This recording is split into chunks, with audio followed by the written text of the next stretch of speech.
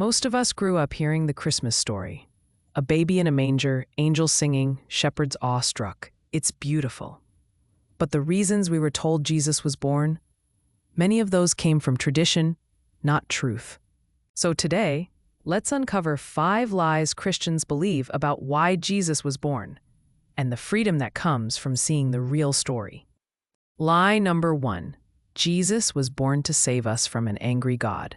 Many were taught God was furious, and Jesus stepped in to shield us. But Jesus didn't come to protect us from God. He came to show us the Father's true heart, kind, patient, and all ready for us. Lie number 2. Jesus was born because God's plan was failing, as if sin caught God off guard and he needed a quick fix. But Scripture says Jesus came in the fullness of time, right on schedule.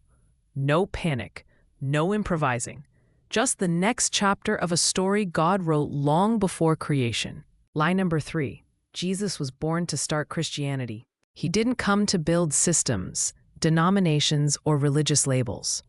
Jesus wasn't born to create a religion. He was born to reveal the Father we misunderstood. Lie number 4.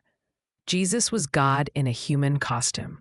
Jesus wasn't God pretending to be human. He was fully, genuinely human, a real man who grew, learned, trusted, and suffered.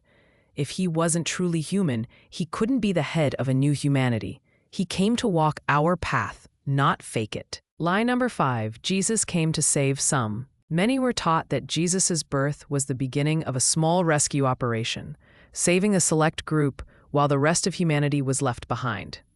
But Jesus didn't come to rescue a handful. He came because God intends to bring all his creation back to himself, in his timing, through his purpose, and by his love.